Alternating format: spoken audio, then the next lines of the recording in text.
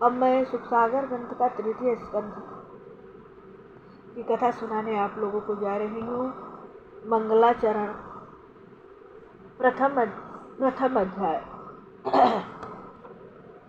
तृतीय स्कंद का प्रथम अध्याय मैं सुनाने जा रही हूँ आप लोगों को। आप लोग ध्यानपूर्वक सुनिए।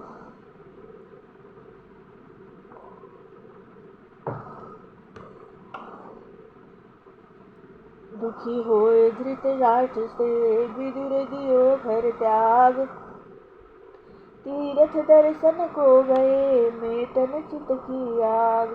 तहाँ उधव से विदुर जी भेंटे कंठ लगाए, पूछन लागे कुशल सब मन में अति हर्षाय। सुखदेव जी बोले, राजा परीक्षित, जो प्रश्न तुमने मुझसे पूछा है वही श्री सुखदेव विदुर जी ने मैत्रेय जी से पूछा। राजा परीक्षित बोले, हे भगवान, मुनिवर मैत्रेय जी से विदुर जी की भेंट कहाँ पर और किस समय हुई थी, और महामना विदुर जी ने मैत्रेय जी से क्या पूछा था, तथा ज्ञानियों में श्रेष्ठ श्री मैत्रेय जी ने क्या उत्तर दिया। सूत जी बोले, हे सौनकी, श्री सुखदेव जी सर्वज्ञ थे। उन्होंने राजा परीक्षित से कहा, हे राजा सुनो। सुखदेव जी बोले, राजन, तुम्हारे परदादा राजा धृतराष्ट्र जन्म के ही अंधे थे, किंतु अंतकाल में वे बुद्धि से भी अंधे हो गए थे। अधर्म के कारण उनकी ज्ञान शक्ति तथा मति मारी गई थी। उन्होंने तुम्हारे पितामह पांडवों के साथ बचपन से ही दुर्व्यवहार तथा अन्याय किया। उन्हें लाक्षागृह में जलाने का प्रयत्न किया। धर्मराज युधिष्ठिर की रानी द्रौपदी के केस भरी सभा में खींचते हुए दुशासन को नहीं रोका। भोले भाले धर्मपरायण धर्मराज युधिष्ठिर को कपट के जुए में खेलने के लिए पुत्रों द्वारा बुलवाकर उनका राजपाट छीन लिया। पुत्रों को इस अन्याय से नहीं रोका। अंत में उन पांचों पांडवों को वन में निकाल दिया। अपनी प्रतिज्ञा अनुसार 13 वर्ष तक वन की यातनाएं भोगने के पश्चात उन्हें उनका राज वापस नहीं लौटाया। धर्मराज युधिष्ठिर के भेजने पर भगवान कृष्ण दूत बनकर हस्तिनापुर की कौरव सभा में आए और धृतराष्ट्र को समझाया। भीष्म आदि ने भी धृतराष्ट्र को समझाया, किंतु उन्होंने उनके वचनों की ओर काल बस होकर पुत्र मोह के कारण तनिक भी ध्यान नहीं दिया। जब सलाह के लिए विदुर जी को बुलाया, तब विदुर जी ने राजमहल में जाकर कुरुराज को उचित नीति का उपदेश किया। उन्हें सब प्रकार से न्यायोचित राय देकर समझाया, जिसे विदुर नीति कहते हैं। किंतु कुरुराज को विदुर जी के वचन ऐसे लगे जैसे त्रिदोष के मरणासन रोगी को औषधि नहीं लगती है। विदुर जी ने समझाया, हे कुरुराज, आप पांडवों को उनका राज दे दीजिए। वे महान शक्तिशाली और विकट बलवान हैं। उनमें भीमसेन परम क्रोधी और 10 सहस्त्र हाथियों का बल रखता है। वह काले नाग की भांति क्रोध में डसने की प्रतीक्षा कर रहा है। अर्जुन ने देवराज इंद्र और शंकर जी को प्रसन्न करके अमोघ अस्त्रों का ज्ञान प्राप्त किया है, जिस पर भी यदुनाथ कृष्णचंद्र जी की उन पर कृपा है। सारे यादव वीर पांडवों की सहायता करेंगे। वे धर्मात्मा हैं। तुम्हारा पुत्र कुल का नाश करने वाला कुल घाती है। वह सदा धर्म में ही रत रहता है और उसके साथ तुम्हारी भी बुद्धि मारी गई है। इसलिए यदि तुम कुल की रक्षा चाहते हो तो उस कुल घाती को तुरंत त्याग कर पांडवों को अपना लीजिए। जब विदुर जी ऐसा कह रहे थे, तब क्रोधी दुर्योधन ने उठकर विदुर जी का तिरस्कार अपमान भरे वचनों से करते हुए कहा कि इस पाजी टुकड़खोर को शीघ्र ही नगर से निकाल दिया जाए। यह जिसके टुकड़े खाता है उसी के विरुद्ध सलाह देता है। भाई धृतराष्ट्र के सामने ही ऐसे कटु अपमानजनक वचनों को सुनकर और भाई के कुछ भी न कहने पर विदुर जी तुरंत वहां से उठकर चले आए। राजद्वार पर अपने धनुष बाण टांग कर वन की ओर चल दिए। हस्तिनापुर से चलकर वे अनेक तीर्थों का प्रयत्न करने लगे। वे शुद्ध और पवित्र रहकर एक समय भोजन करते, पृथ्वी पर सोते तथा तीर्थों के जल में स्नान करते। इस प्रकार सारे भारतवर्ष के तीर्थों में भ्रमण करते हुए प्रभास क्षेत्र में पहुँचे। वहाँ उन्होंने सुना कि भगवान श्री कृष्ण की सहायता से पांडव लोग महाभारत युद्ध में विजयी हुए हैं तथा कौरवों का संहार हो गया है। दुर्योधन आदि सब मारे गए हैं। हस्तिनापुर का राज धर्मराज युधिष्ठिर कहते हैं, यह सुनकर उन्हें महान शोक हुआ और शांति पूर्वक फिर तीर्थ यात्रा को चल दिए। भगवान के प्रधान तीर्थों तथा मंदिरों के दर्शन करते हुए विचरने लगे। एक दिन सौराष्ट्र, सौवीर, मत्स्य तथा कुरु जंगल देशों को पार करके यमुना तट पर आए। वहाँ उनकी भगवत भक्त श्री उद्धव जी से भेंट हुई। उद्धव जी भगवान की श्री कृष्णचंद्र के परम भक्त थे। विदुर जी ने उद्धव जी को देखते ही प्रेम में विहल होकर कंठ से लगा लिया। दोनों वहीं यमुना के पुलिन पर बैठ गए।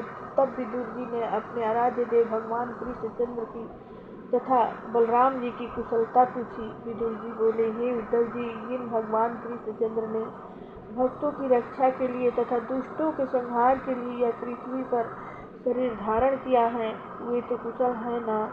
उनके बड़े भ्राता बलराम जी तो कुशल है, उनके पिता वसुदेव जी तथा पुत्र प्रद्युम्न तो कुशल है ना। देवकी अपने 5 पुत्रों सहित तथा अपनी पुत्र वधुओं सहित तो कुशल से है ना। सात्वत विष्णु भोज दासाह वंशी यादवों के राजा उग्रसेन प्रसन्न से तो है। ये उद्धव जी, द्वारिकापुरी के संपूर्ण यादवों की कुशल क्षेम सुनाइए।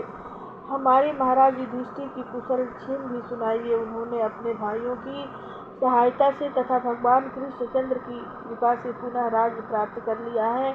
अपने शत्रुओं का नाश कर राज भोगते हैं।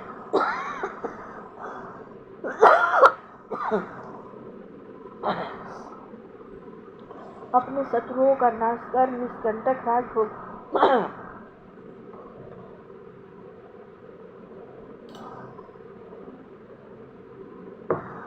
ये महाभाग उद्धव गांडीवधारी अर्जुन की कुशलता सुनाइए। माद्री के दोनों पुत्र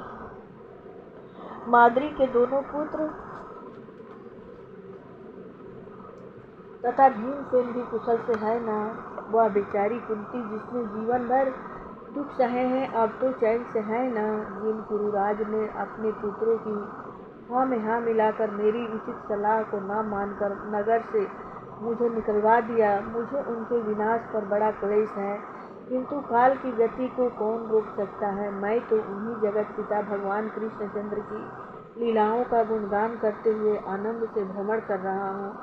भगवान कृष्णचंद्र ने संपूर्ण राजाओं का संहार कराकर पृथ्वी का भार उतार दिया है। वे राजा धन, बल तथा ऐश्वर्य में अंधे हो रहे थे। वे पृथ्वी पर अनेक पाप कर रहे थे।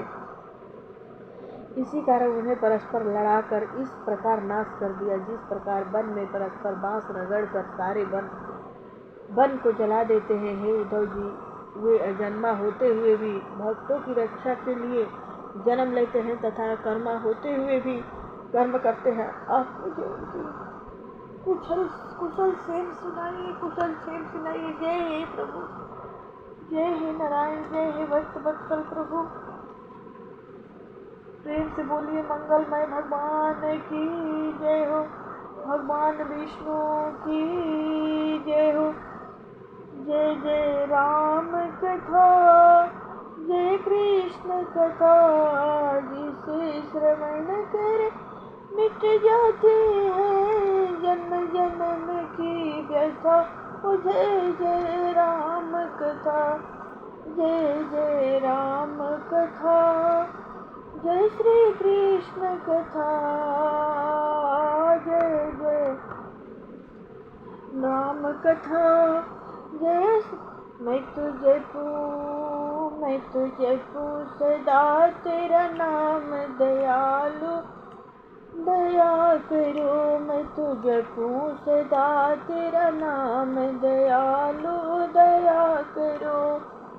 ओ दया भरे खड़े हैं भक्त तुम्हारे, अपने खोलो दया के द्वार, पूर्ण हो सब काम दयालु दया करो। मैं तो जपू सदा तेरा मैं दयालु दया करो।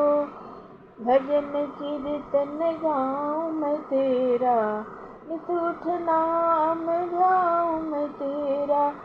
भजन कीर्तन गाऊं मैं तेरा नित उठ नाम गाऊं मैं तेरा। कृष्ण कृष्ण श्री राम कृष्ण कृष्ण श्री राम दयालु दया करो। कृष्ण यहाँ देखो वहाँ सूरत तेरी यहाँ देखो वहाँ सूरत तेरी। मन में बस गई मूरत तेरी शरण में अब शरण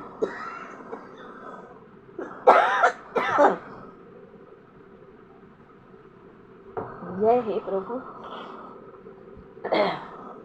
अब शरण में ले लो मेरे राम दयालु दया करो। साधु संत की संगत देना नाम अपने की रंग देना। दास दास बना लो घनश्याम दयालु दया करो। मैं तो जपू सदा तेरे नाम दया। मेरे मन की ज्योति जगा दो मुझको अपना रूप दिखा दो। पहुँचा दो निज धाम दयालु दया करो। मैं तो जपू सदा तेरा नाम दयालु दया करो। जय हे प्रभु दया करने वाले सागर की जय हो। जय जय सुख सागर ग्रंथ की।